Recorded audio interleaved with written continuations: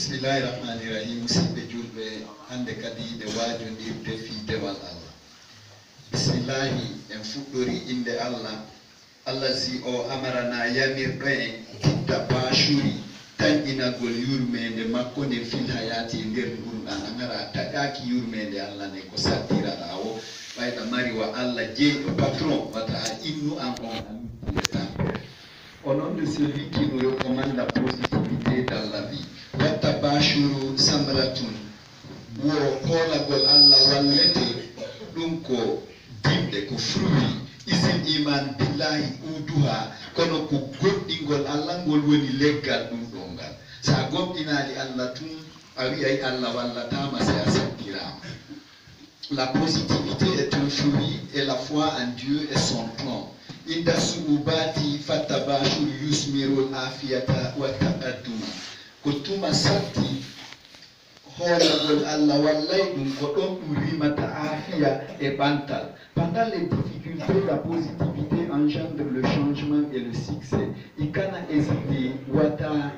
memu itta wondema Allahu o hawkatama. Don't hesitate at all. Inaka hésiter attabashuru shay'un nafsaniyun dakhiliyun. Hoolagol Allah wallete non ɗum na ñemban ɗum ko ka wonki ma iwata ɗum ko gundo hakkunde ma e Allah ray ko ton ɗum ɗo woni. La positivité est une chose psychique interne. Akonolle ko nder wonata ɗum ɗon ko hakkunde ma e Allah. Alyasu danafu taƴagol yurmede Allah tuma sattira ɗum ko nawnare wa dawa lekki nden nawnare ɗon attabashuru ko taƴƴinagol Allah wallay ɗum Allah hawkata ɓay in Allah dali inna Allah la yudi'u o bonnata amalal muhsinina golle moƴƴinoɓe ɓe catoɗa noon e konko woni e wonɗa ɗon. Woni kadi inna hasbaka law pellet Allah yonante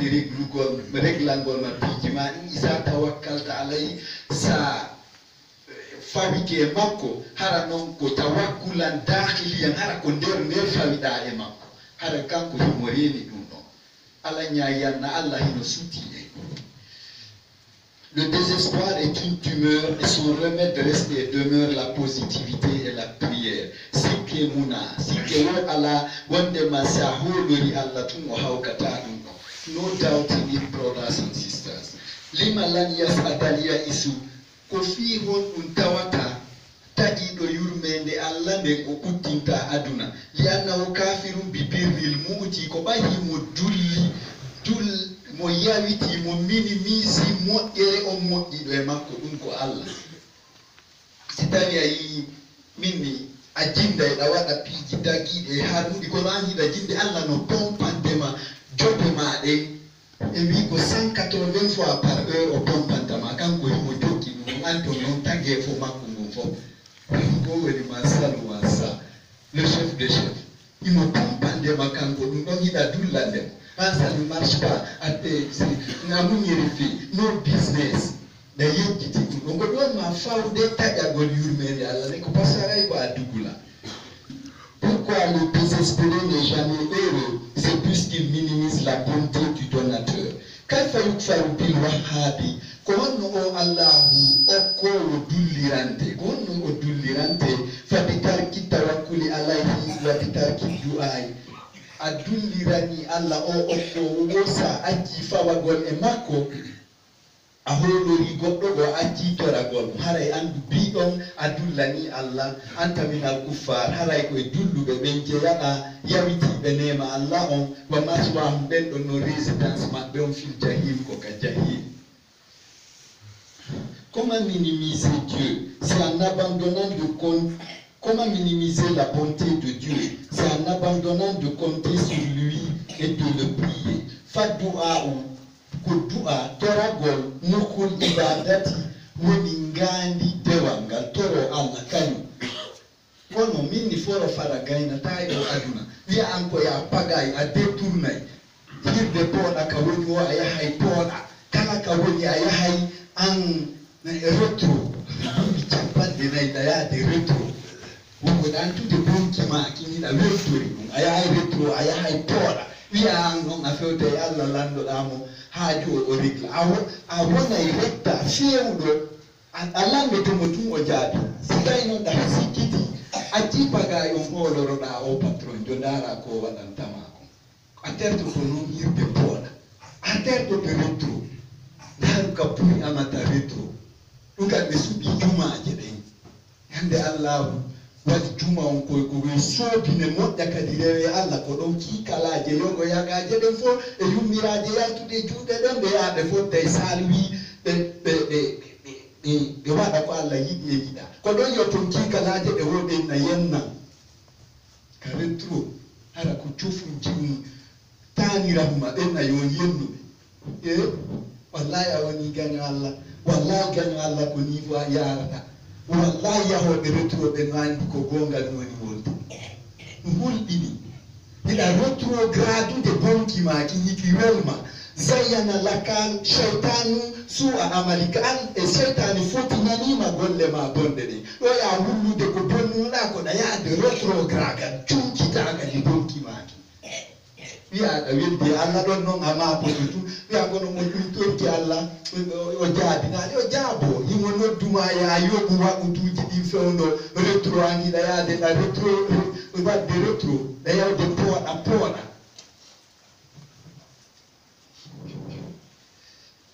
la prière est la moyen de la dévotion wolede sallallahu alla dali la ya bina rabbuna laula du'auna wasihina no ko rewe temmo ko hanno kanko Allah wala haaju en me sina no ko toroto dem mo kono min masa accaali fore fara on de kadi wata wiye ustaz de wonni wonde ma on titoro Allah ko no mi torti amiron ki marsani ko an addi bonnude a jaaboto Allah taw si o jaabaluma an kadi affaire ma dum ko waani tano kono ronki dano fewude yototo da e Allah wiya joni hidayade joni min de sattende jawdi andi ɗum ɗo lan andi asiyam on no bloki ɓe naami ɗo yetade ma yahay ka kaari ɓe ɗo noon ko ɓaleri ndi ɓe golliri ɓe yaha ɓe ñolna ha ko socce ha luuɓa hara ɓadi ɗon ma andi an on ala ni perdude aya su goɗɗo sustama ɓaɗa hara ɗa luuɓi dus sa waɗi parfait éliti sa hawridiri ɗon président e cobra ittantama ndilɗi acciti Allah toreteɗon a yehi fofanoɓe ma mawi a joni ko ka ceernoɓe ustaz amita anata ustaz amita ɗo waɗiti kukuru heɓiti saare ka juma ko sendano toon ko yimɓe hajjuɓen arti mi konfulo inama ɗo muradu ma ndu lanni jiɓitade kono mi tambitoto fiima ko ɗum ko ñaari ɗum abdoulamiɗo wawi tambitagol goɗɗo situation on lam fofira kala la weela lam pana essentiel e laawol ngol kono ko mi wimi réglante en business ma kono ɗon noon ko muradu tiɗum ndugoye waɗata ko ɓay a acciti yoɓeteɗo e mum on a yowike abdoulhamid on tafujo waɗi ɗum sinan sa feewi tun a toɓoto Allah tun o jaabi ɗum ko clair falaɓo wonno min yo feewu ndar ɗo ndara si fennaya Allah dit, vous ne m'intéressez pas si vous ne me priez pas. Tabawa inda shada'id mo gem heba dole force imani tuma sakti wa fukha bil imani billahi folira sakte ndeji ɗingol Allah wi amin mi ɗo mari wa Allah min mi mabota ko mi luttata e sonja awan nam fande soit fort au moment de difficulté et surmonte-les par la foi en Dieu. Là voilà, holo non wondema, si taitun a holori Allah o bukitota koma, o bonnata jike, lannama, believe it my cousin. Atayasu min azami muskitatillahi. Taga gol yurmende Allah ko ɓuri mawnude ko moninta Allah onko. Allah dal la ya'manu makra wo ko yimɓe perduɓe ɓe tu wawata hoolade programme Allah addi on iwata hettoɗa wiya an ɗum ɗo wawata change de ma tampa wiya ɗum ɗo wawata hetta e a wawata iwandema hettoɗa la ya'manu makra llahi ɗo inayo wi jamfa wowletake koko gasata kon gasata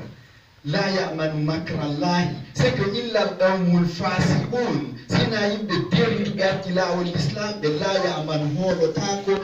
makra llahi wonde programme Allah addi on ɗo chancata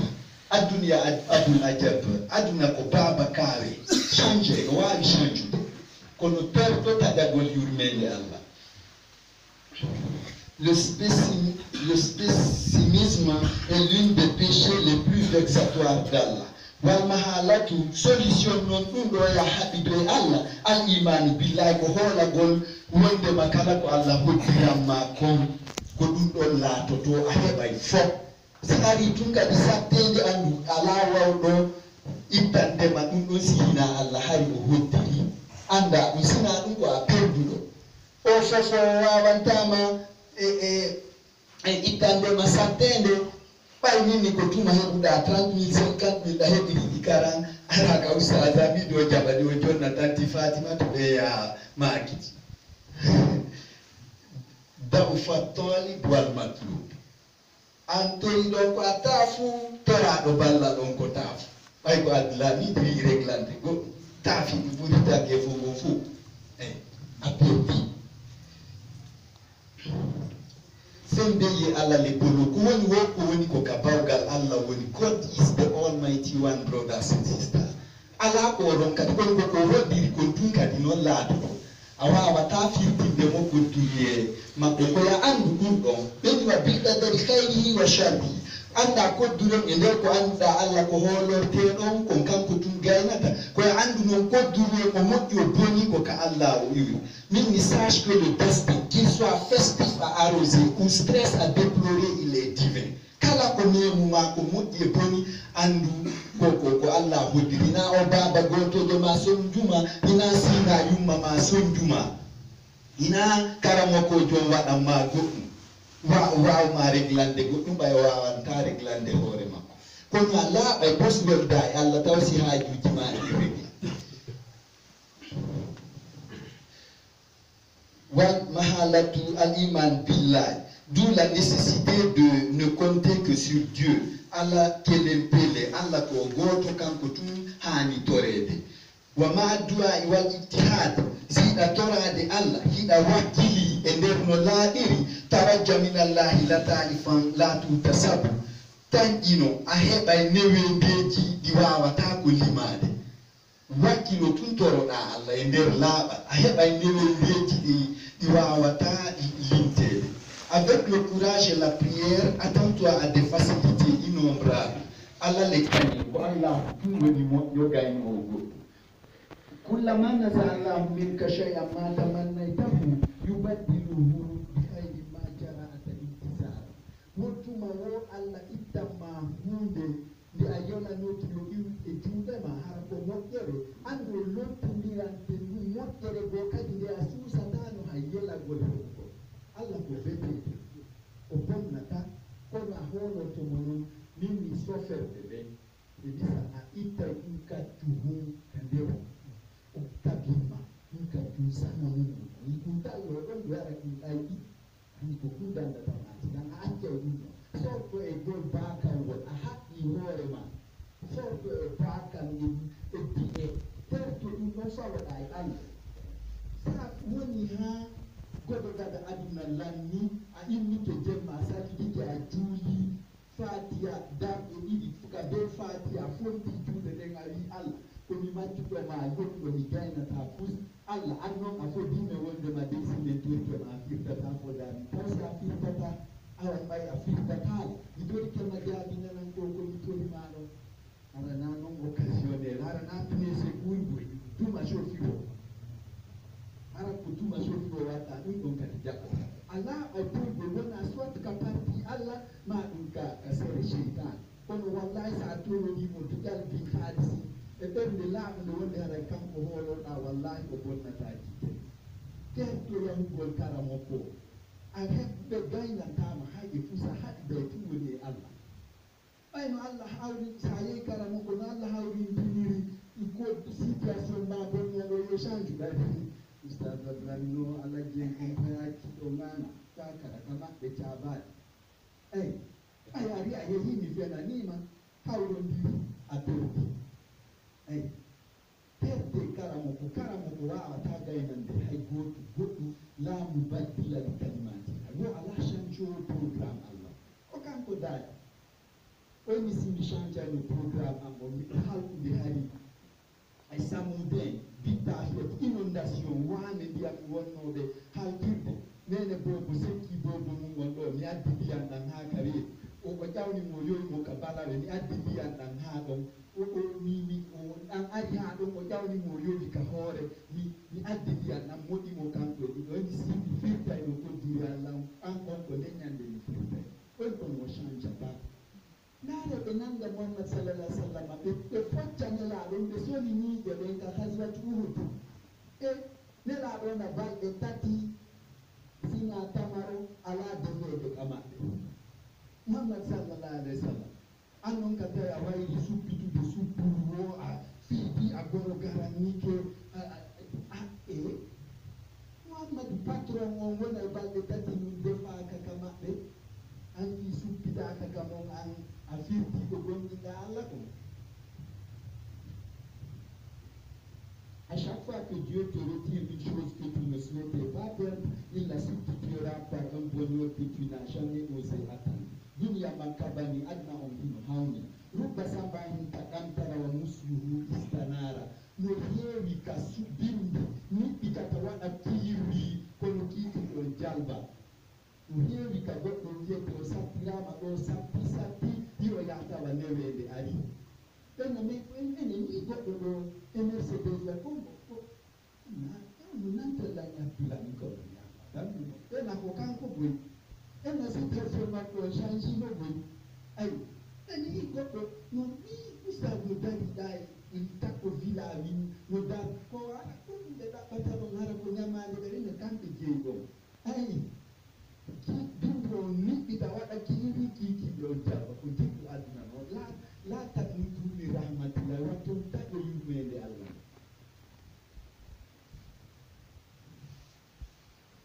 Il y a plein de matinées orageuses et leurs soirées s'illuminent. Il a corositu watanila fundara kona wole.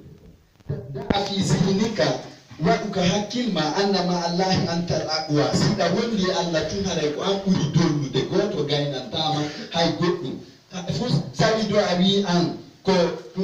min joni mi battoto goner sanjo on ɗo wallala wallahi kamɓe goyɓe ɗuuɗina ɓe joɗoto wowna probléme a wirtoroɗa ha daruwa ɗoriɗo darudi ni wowna probléme ji maɗi ngala ñamede ka ɗonga wohode tan wowna bonɗo dardanoɗa ha gayna ena ano mi marchandise am on hino sabbi mais kunsippen to ko ɗum annila a yeddi yewtike marɗo wallowo on a yowoto e goɗɗo goo wirtoɗa ni nani tun ɓe ina noon fi donki ma koɓe jonnatama ɗum ɓe ko Allah woni arti ko won landomo ɗum bato arɗo suɓe joni mo lanniriɓe kamɓe kadi ma wiya a joni awa satti yomi suto kawsarta lami kutbaji ɓen ɗon ni ɓen ɗon simiye joni haysko sakuma oɗo maɓɓe on ɓe ɓarta ɓe jonnala ara sa hewti tawo mi tawi a wugginike ara menen garamo ko ɓe ɓen ko noon ɓe yi a wugginike tu ɓe ɗani ko probléme ko ñamande ko ɓuri kon arda enen wiya ɗon madan enen ko honno kusaku maaro kullañi ko honno heɓirten maaro ayi ɗum no wiyatama sa yaw kan ka lamɓe ɓe ɓen ɗo noon yoori jungo e hokkata kamɓe kadi fesno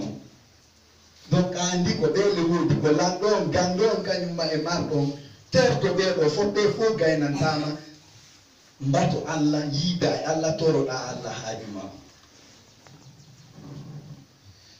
codifie dans ta mémoire qu'avec Dieu tu es le plus fort si kataro ala niyototoma manistara quwwatahu fa makhlubun qabla isi kala yawitiɗo doole makko ɗen haray ado jippiro ngon o foolama sawi a wi tun an Allah wiɗo réglante piiji ma ɗin an on a yawitike ko on ɗon daala ma kon andi ko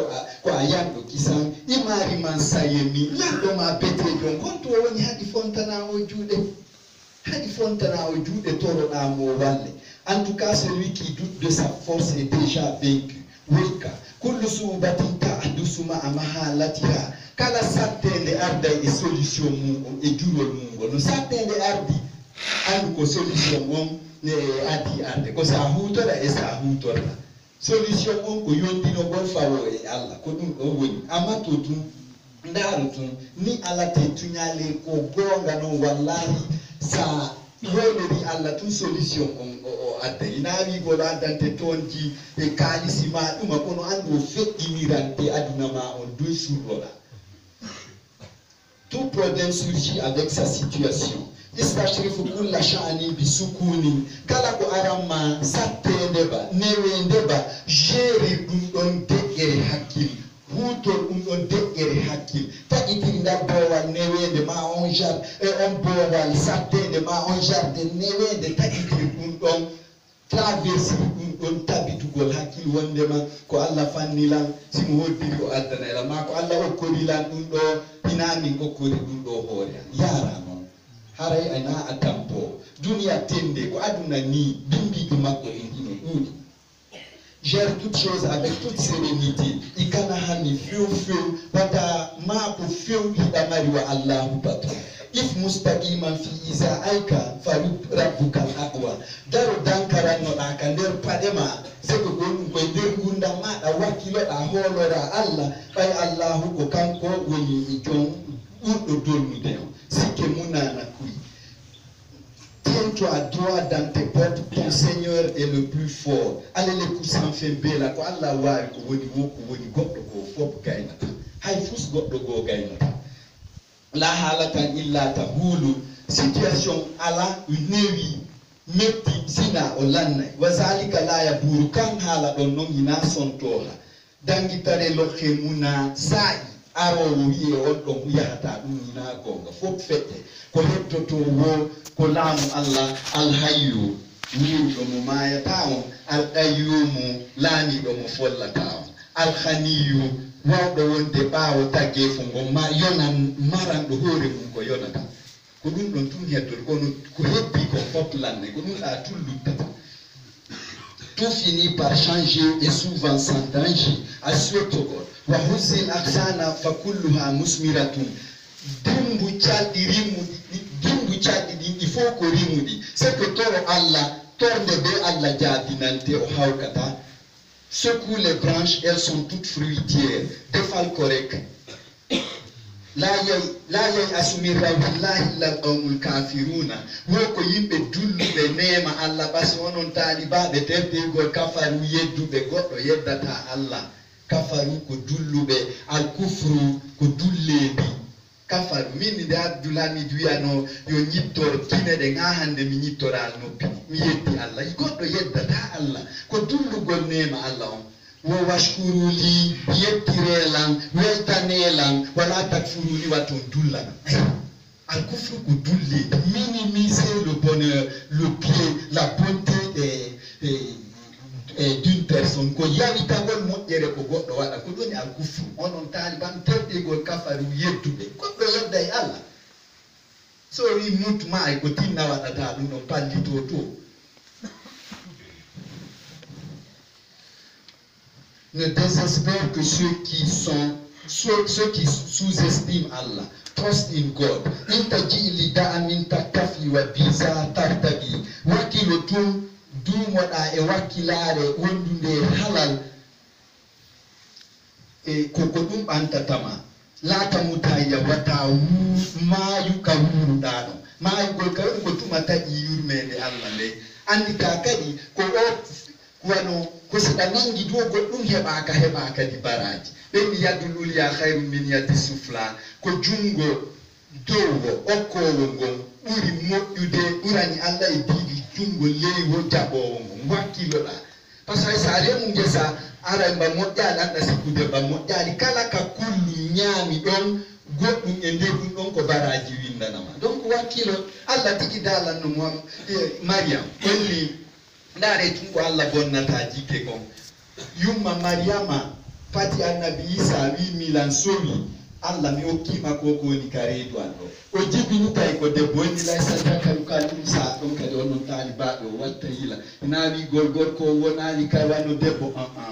laysa zakaru kalum sa on fuɗɗitora e feŋ on debbo rewirta Allah wa gorko oɗo wonde haray wata rewde Allah joni mi ani Allah daali mi bonnata jikke mi hollete wonde ko bette jottoriɗa wiɗa okki ko woni ka teege mako ko jiwo kono o jibbinayi goɗɗo gomo ala baba o jibbini annabi Isa bon Allah waɗani Isa on ɗon ɗinɗon piiji fof kanko Mariam kono ɓayo jibini ko inni wa hussi ilayki bi jizin nahlati woni mi ronkantama fusgol kono noon yeɓi dey tamaro hiɓendu kiki tamaroje ɗeyan Allah no wawno yeɗandemo voilà kono ko taƴagol yurmede Allah ne ronka gonɗinde Allah fawata goɗɗo dullugol ɗinɗon piiji fof ma wiya wakkilo minen joni en yetti kamisrido ga woni meɗen ga bimɓe kikine hara hiɗa ɗon jooɗi toon ɗon ño'a yimɓe a saɓɓina ɓe ka karamo ko doni ko ɗum ara jooɗaniɗa toon sina yebbo ko wawɗa ko wakkilo wo utlubi duniya ka annaka taishu abadan ɗaɗɗira duna no laaɓiri wasi a wuuray tooma watlubil akhirata ɗaɗɗira lakara ka annaka ta mutul an wasi a maaya e jooni na jooɗagol de ka ley keeriwoy wowla ɗon ño'a yimɓe goɗo garanno no jam fo wiyata kadi awa an jooni hewtanima ɗum ɗon ina noon kadi woni dewal Allah ngal a wakkiloto min o wenni wa hussi ilayki bi jizin naklati secoue les branches yeɗu sama miɗon Allah nonomo yeƴande sama ɓayo ɓorimo ɓiɗɗo mo ala baba kono o yi o waɗano ko be wakkilo ɗen kadi e hoore ɗum ɗon.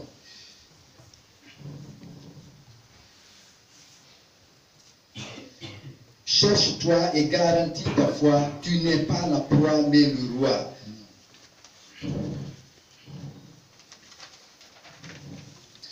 Udullaha toror Allah bi qalbin khalisin ɓerde laaɓunde yimɓe na waɗugol mo pine secourde tuma tun satti tuma yaltinaɗa golle wo a aray ka waɗutuji juula ñande taƴƴiniɗa golle wo minne ɓeyna mi heɓi golle mi wayliti saabi min landi manda non ɓe wiyata sofrere ɓe mi landi manda donc ko ɗum ɗon ara maabino tijari noon o yiwata ka juulirde ga ɗum ɗon jaɓata pour secours on udullaha toro Allah toroɗamo bi qalbi khalisi ɓernde laaɓunde wanta zir jawabahu habbora jabawol ko torima ɗon bi ijabati da'awati jabagol kanko kadi ko to invituma e mum kon habbor réponse makko on répondagol ko landima kon ɓayde o daɗi falyastajibu yoɓe jaabota wa isa si tawi ibadi jiyaɗanɓe salaka ya Muhammad landitema Muhammadu anni où je suis miɗo honto fa ɓullam yetoɓe inni min karibu kulli insi miɗo ɓatti wonɗo wo wonɗo ujibu mi jaaboto da'awata da'i demande kala waɗɗo demande isa da'ani so addamilan demande o fa kono noon li yastajibu li ɗon ko noon yiroto ɓay sukun ari on acce yakke mi wonti professeur joɗo sukun on ari naya wi al yasta yata li yastajibu kamɓe kadi yoɓe jaabolan miɗo wiɗe aminu billahi anfiqu mimma razaqnakum ikkitani busina ɗin ɗon piiji fo min kadi ɗo invite ɓeɗo yoɓe jaabolan noon min kadi je suis proche de chacun à condition qu'il me réponde. Appelle Dieu et attends-toi à sa réplique en répondant à son appel aussi. Ikana nina ala batuna wata yeddi turewgol Allah haray a perdi. Min yon wonno Makka ha 3 heures du matin min miɗo yiwri hoore hollani mi yahay mi sorta soɓe mi holla Allah wonde mami tambitoto diina makko kan woni hay 3 heures du matin min mi yaha mi tawa goto ala ka juulide mi wango mi taaro mi jaara ñaari 3 heures du matin tay place ala tay no heewi ɓuri ñalor awa andi sa rewani Allah kanko rewete minni comme le train d'Allah sur les rails roulera naif est celui qui ne s'embarquera train Allah on kan o yahay tun dina Allah kan marche tun ko taafujo yofojo tun no woni ampota ko jawa Allah goy rewete ɗum o ɗanninta walla mo timmunura wo Allah timmina e diina makko ka walaw kari hal kafiru hay so bandiji ɗiɗa kanko marsa gen noon ƴawa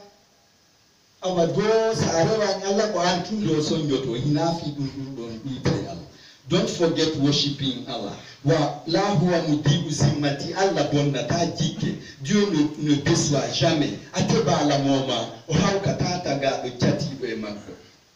Falyasu muhdibul bar taƴagol moñinayi Allahu o moƴƴo. Le désespoir vexe le bon Dieu. Dans li Muhammad sallallahu alayhi wa sallam nelaɗon Allah daklan no nela do baytay be seytini ko heferbe be ala gondinde no sonji julbe ben kon taybe seytini Allah dali ni wal kazimin al khayza iskin munyoto be shok be moni be be wal afina aninas iskin ya foto be yimbe tahi tawa mi moni na préfet ma gouverneur mo wailan namde kam ya artata o yafo wallahu yuhibbul muhsinina wa Allah no yidi moƴƴinoɓe ɓen an jokkirtina maka non ko ɗum Allah dalanno Muhammad sallallahu alayhi wa sallam o dali hommage à ceux qui digèrent le choc et à ceux qui pardonnent les fautifs o dali kad in kana kabura alayka wo say mettima am yondinaki mettima koko nde heferɓe woni wadde bandiyagal ko ukko ka leydi ɗaɓɓa toon fammere yaha addanaɓe seede moɓe inni ya addanɓe wonde miɗo woodi on aminima ya fanku ya deƴƴito an Muhammadu yondinoɗa heɗoɗa kodduru e Allah on ko ɗum ɗo waɗata wosi mettima tu yaw ɗaɓɓa fammere ƴetta toon seede ɓayɓe inni tertoɗo gaɗwigol ayatillahi ayeje Allah hina ko seedeji woɓegol Allah les indices de l'existence d'Allah ko ɗum woni ɗum qu'est-ce que c'est que ça? Donc, on a ni mabe adana men wo lanu min alaka men gon intama hatta nara la jaharata hame ya Allah face to face c'est que au itina bi au tatiana bi ayati ma adana men sede Allah no wodi Allah dali non wa doy anda mi faaboto ma minima mi wallete minima inna hisbi umul khalibuna parti yangon ko be non folta deggito sai non metti ma tu yawda o ya fammere yawtina ton sede wonde la wodi adana dum don awa tagi e heferbe be tay Allah monike Mohamed, si leur opposition à l'islam te dérange, cherche-toi un tunnel ou un ascenseur pour aller leur envoyer des preuves qu'ils accepteront. Don't be hopeless. Wata wonu taƴiɗo yurmede Allah ikana hammi wata mapo ko an yo julɗo kon mutabashira won toujours fawɗo tamawma e Allah faddaharu abdul ajabi adunan ko baba kawe imadami nabi folo ma sois positif. La vie est porteuse de belles surprises. Come on baby. Kullu man amana billahi kala gonɗinɗo Allah fa mustamsikum bil urwati luska haray o joggitike ceinture de sécurité o haray a joggitike mo lanfisama la on ɗon tagata haray hooli ka nangi ka nangeteɗon ɗo e humagol e kaarijo mi naali yo saykuɓe yawe mi naali yo waliyaɓe yawe kono wata humo e goɗɗo fof yergay tuma noon humiɗa e goɗɗo maayi humuɗa e goɗɗo ñani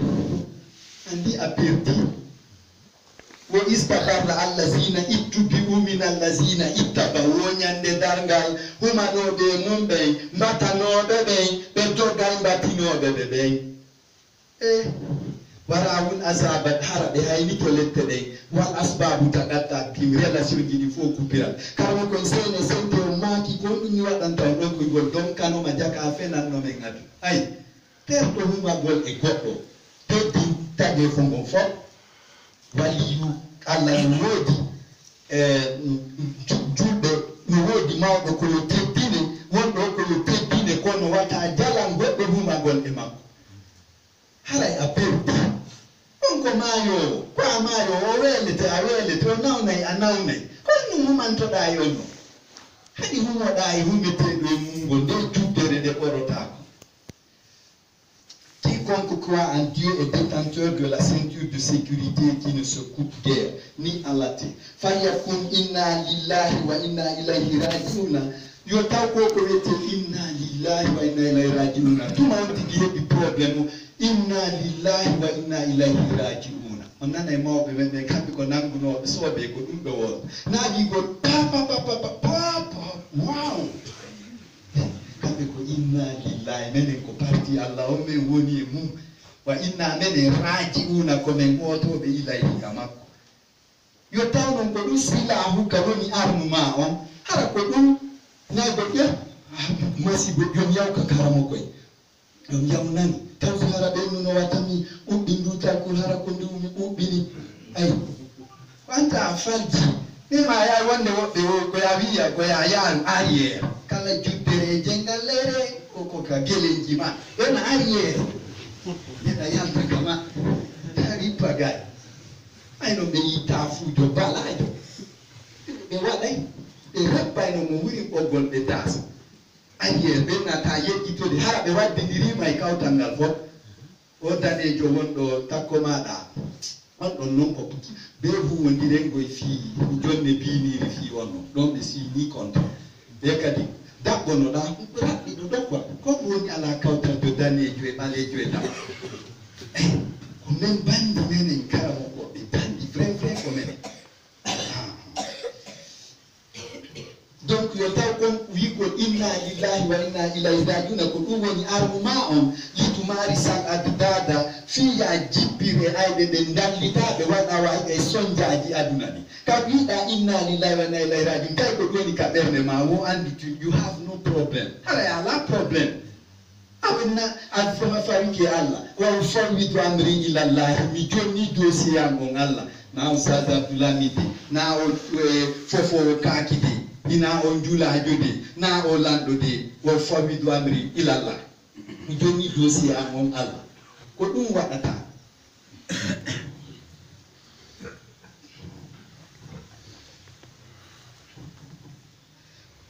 que inna lillahi soit ton arme pour que tu puisses défier les détracteurs et surmonter les obstacles. God's time is the best. Ballal allangal wa maggal ala sai wa walluma atawai ko denyande uruta handude mo. Ikana kasi wata wullu. Please don't be stressed at all. Wata kudamari wa Allah jomirawo. Ayoba mufusa ya kakaramo ko fiya wodi geru holora on don hara ama paki.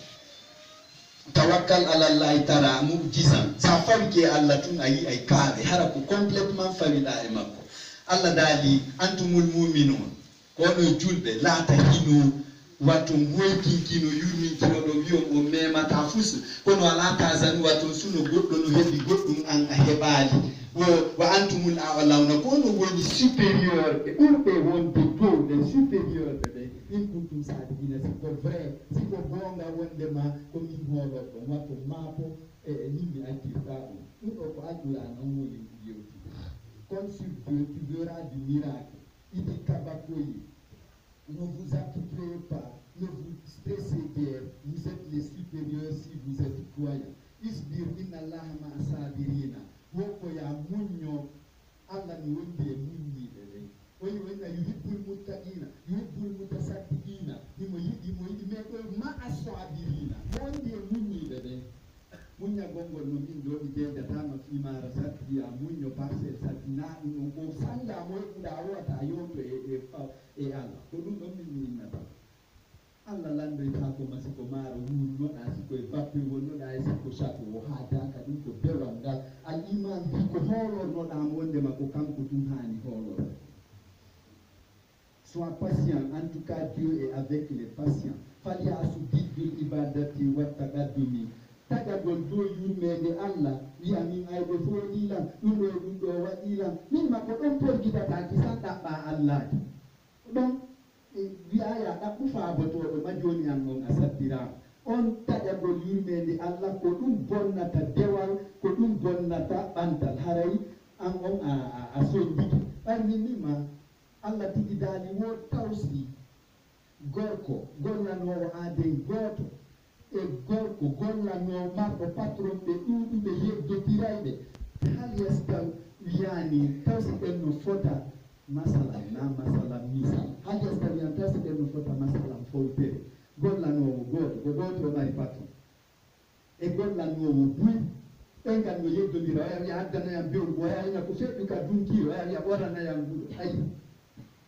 Donc yo e Allah o jatta on tum patron foto finan ko date ka Ustaz Abdoulamidi o inna ma ban duma on foto ko zero be ka kili ka baleri dum ko zero loto da dum don kadi min tawa alama sude yara to kadi ben do wiya no a dolika be alqur'ana ben don on duma affairement on ko bonto ni do no satria ya yaru yukum ay ma sigi ay atambi dare ki exemple ti Allah gonna no yimbe buibe nanto dira ko Ustaz Abdoulamidi fofo won e o mo yukum golla no wo goto hal yastawiyani masala est ce que ɓeno fota fowtere ɗo fotata ɗaɓɓu patron jo goto ɗum ko Allah.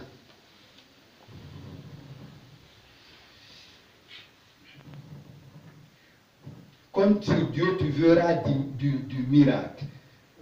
Sois patient. En tout cas, Dieu est avec les patients. Le désespoir est anti-dévotion et progrès. Rabbana ko ayo joma amen nasaluka meɗen toradema an tusabbital iman ya tabiti hoola gonma fi qulubinaka ɓerɗe amen linnasra asheytan fiyo min dallitu seytani inda shadaidi sanga sappeneji wal falaji e hettare bi hurmatika ya rahmarani ya rabba.